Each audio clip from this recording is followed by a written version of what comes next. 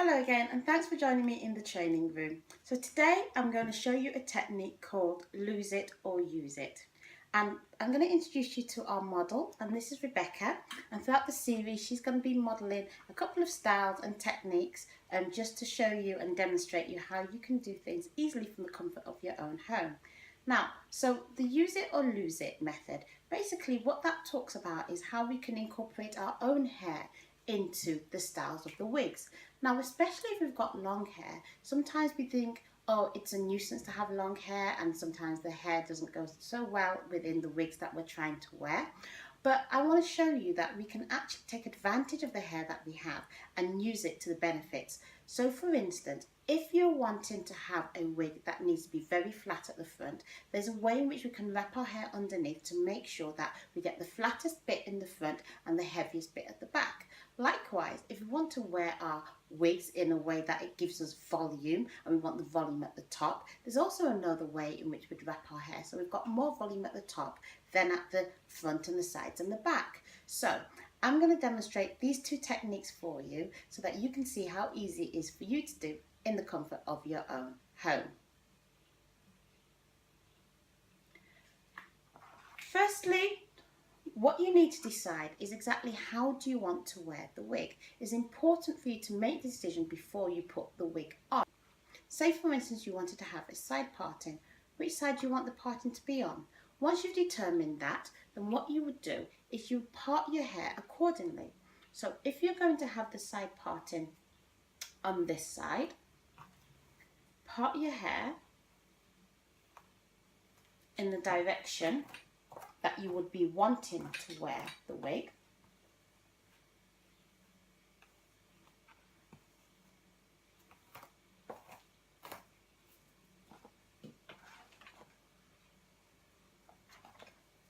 Like so. Then you've got two options. Option one is grabbing the rest of the hair and putting it inside the cap, and the second option is tying it. I'm going to show you a method which is very simple to do, and it literally involves you just grabbing the hair and putting it inside the cap. A wig cap is useful for so many things, but two of the main reasons why one should wear a wig cap is number one, it helps to keep the wig sturdy on your head, and secondly, it also helps to position and keep your hair sturdy in the wig itself. So if you've got long hair, it is a good idea to wear a cap.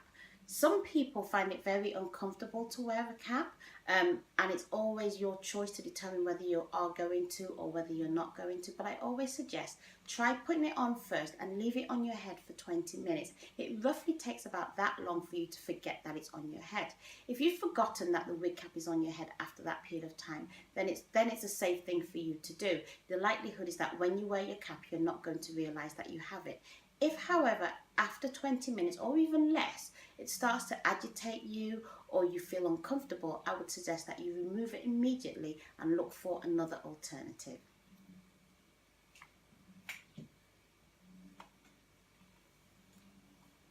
So with this method, you put the wig cap on top of the hair, and then you gradually start to tuck the rest of your hair into the cap.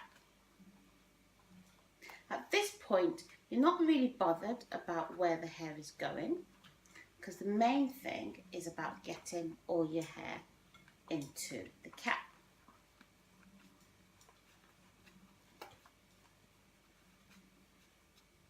It only takes a few seconds to do, so it doesn't take long to do. And once it's in the cap, then you can decide if you need to push your hair up a little bit further,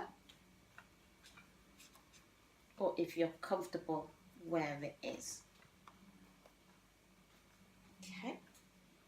Now that all your hair is in at the back, you look at the front to make sure as well. Turn her around a bit.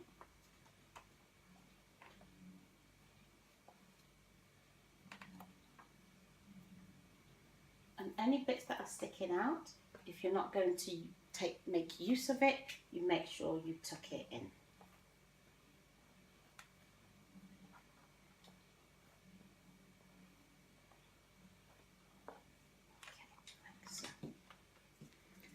Pull back wig cap so that it is aligned with your hairline.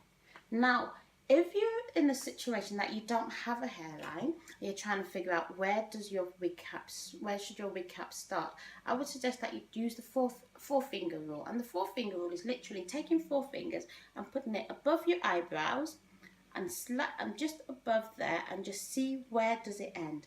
And where it ends roughly is the start of where your hairline would be, and should be then the start as to where you would pull the wig cap to. Now that we've got all the hair in, we will now put the wig on. Remembering we had the parting on this side, so that's the same way in which we're going to have the parting for the wig.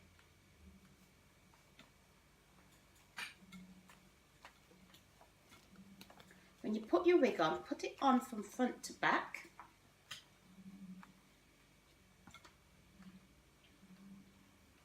And then this needs a bit of aligning. And you align the wig accordingly.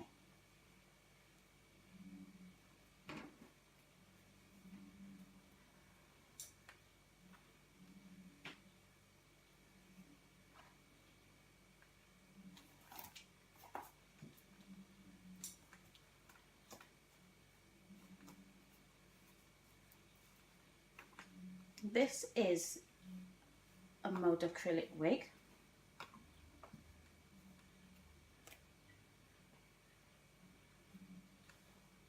The good thing about mode acrylic wigs is that they generally have great styles.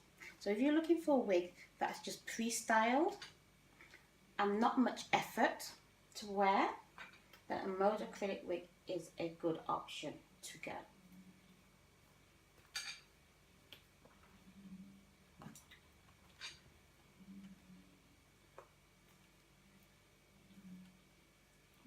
Finalizing the hair side.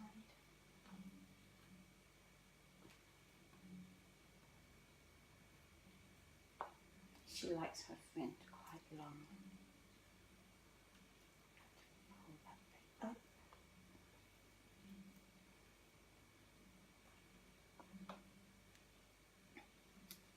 And voila. As you can see, the wig is very flat on this side because we've done the parting, and it's got a little bit of volume on this side because it's taken some of the hair that we've taken to this side. So that's the first step. I'm going to show you another option where she would like to have volume on the top of her head as opposed to the bottom and the base where we've packed the volume in at the moment. So we're going to take the wig off.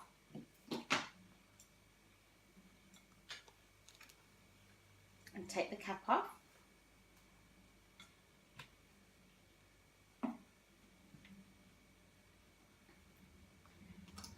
And rather than create the parting, which is what we did before, what we're actually now going to do is we're going to pull the hair right up to the centre so we can create volume at the top. And you can use your fingers to do this.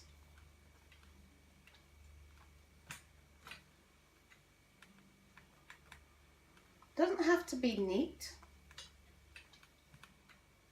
And once you've got it at the top, then you will twist the hair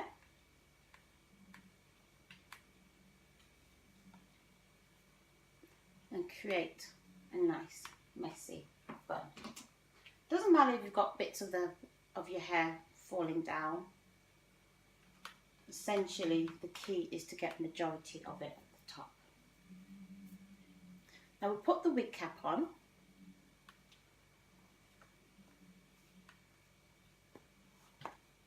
Secure it in place.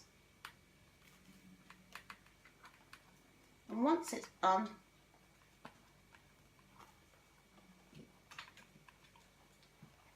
tuck everything in. As you can see, there's a bit of a bump at the top. You can't wear your wig with the bit of the top at the top because it really will look like you've got a bump on the head. So what you do is you shuffle through the hair at the top and make it a bit more proportionate. And as you can see, it's nicely shuffled in there. What she does have is a lot of volume on the top. Now, when we put the same wig on, it will have a total different look than we had before.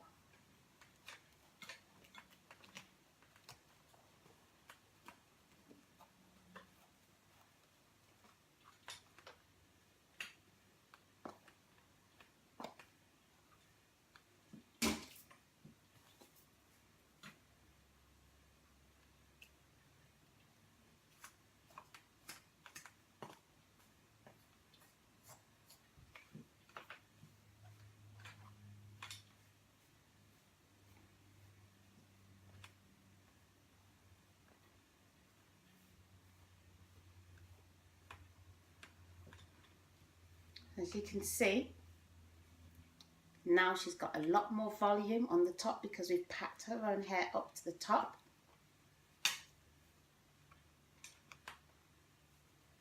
Same wig, different style.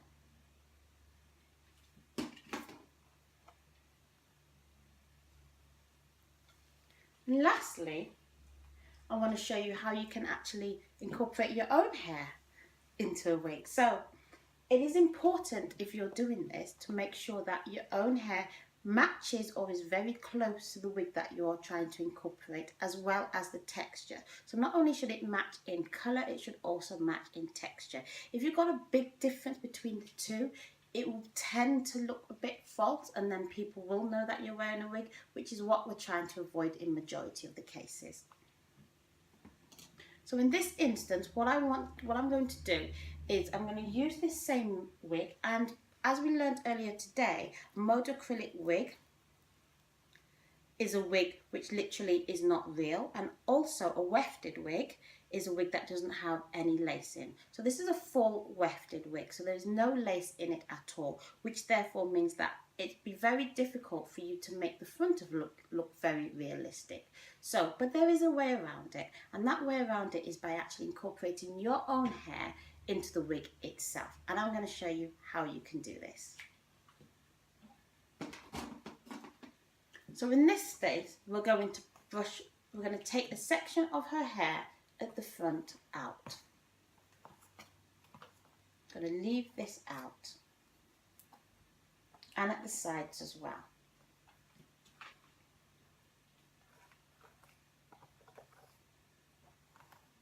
Okay. And the remaining that we've left in, we're going to put the cap over that section, and then we're going to use the claw method to bunch it in.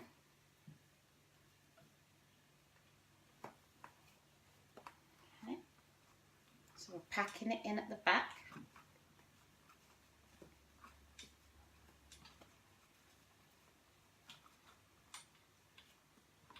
It's nice and comfortable.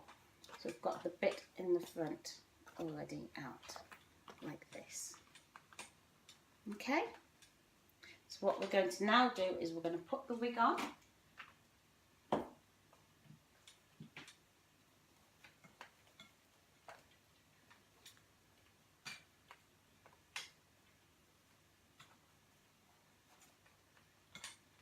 But we're not going to bring it all the way forward. We're just going to bring it over the top where the wig cap is. And because the wig and her hair are vaguely the same colour, then it's not exactly spot on, but it is close to each other.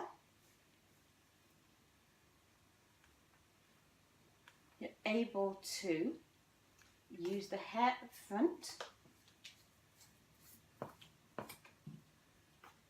and incorporate that with the wig itself.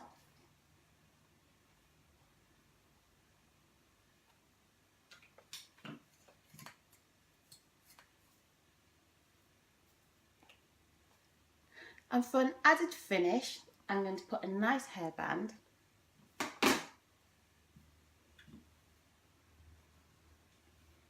which you can use with a scarf or if you've got a hairband. And what I'm going to do is I'm just going to slightly put the hairband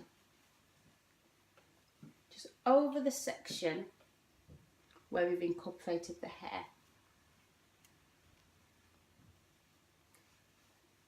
And not only does it create a nice style, it also helps sturdy the wig.